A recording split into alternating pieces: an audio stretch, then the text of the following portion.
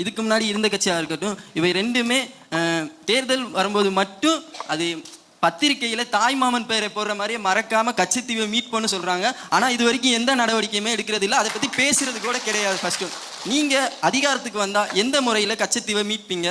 அப்புறம் ஒன்று அதை மத்திய அரசிட்ட கேட்டு மீட்பீங்களா, இல்லை நீங்களா சர்வதேச நீதிமன்றத்தை நாடி மீட்பீங்களா? அவ்வாறு சர்வதேச நீதிமன்றத்தை நாடுகின்ற பொழுது அது மத்திய அரசு துணை இல்லாமல் நடக்காது. இந்த சூழ்நிலைகளை நீங்க எப்படி கையாளுவீங்க?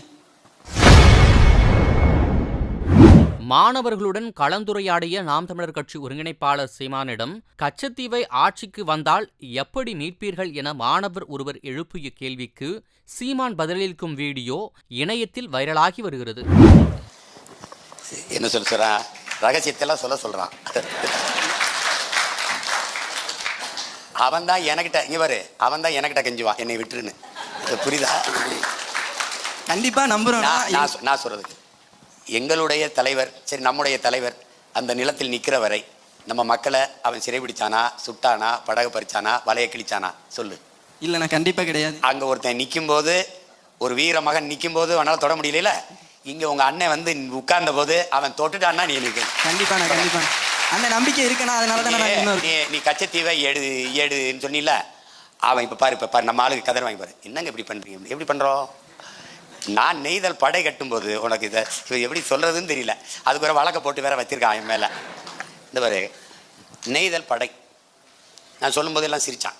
நீ கோஸ்ட் கார்டுன்னு வச்சிருக்கீல்ல, அதை நான் தமிழ்ல நெய்தல் படையா கட்டுறேன். கேரளாவில் பினராயி விஜயன் கட்டி நான் சொன்ன மாதிரியே சீருடையெல்லாம் போட்டு அணிவகுப்பு நடத்தும் போது இவன் ஆஹாண்ணா நான் சொல்லும்போது என்னை கேவலமாக பேசுவான். என்ன சொல்கிறவன் சீமாங்கிறனால அவனுக்கு சிரிப்பாக இருக்கும். மீனவர்களை அந்த படையில் எடுப்பேன். அவனுக்கு கல்வி தகுதி இருக்காது, உடல் தகுதி இருக்காது. முதல் தகுதி நீச்சல் தெரியுமா, படகோட்ட தெரியுமா, இது புரியுதா? படையில் எடுத்துருவேன், பயிற்சி கொடுத்துருவேன். நீ சாப்பாடு கொண்டு வர, பெட்ரோல் கொண்டு வர, அதெல்லாம் பேச்சு கிடையாது. நான் கொடுக்குற கையெறி குண்டை கொண்டு வரேன். எப்படி குண்டை கொண்டு வரேன். அவன் தொட்டான்னா தூக்குடா அப்படின்னு போட்டேன்னு வச்சுக்க.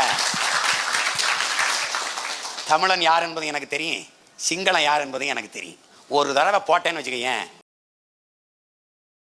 செய்திகளை உள்ளது உள்ளபடி தெரிந்து கொள்ள ரெஃப்ளெக்ட் நியூஸை சப்ஸ்கிரைப் பண்ணுங்க.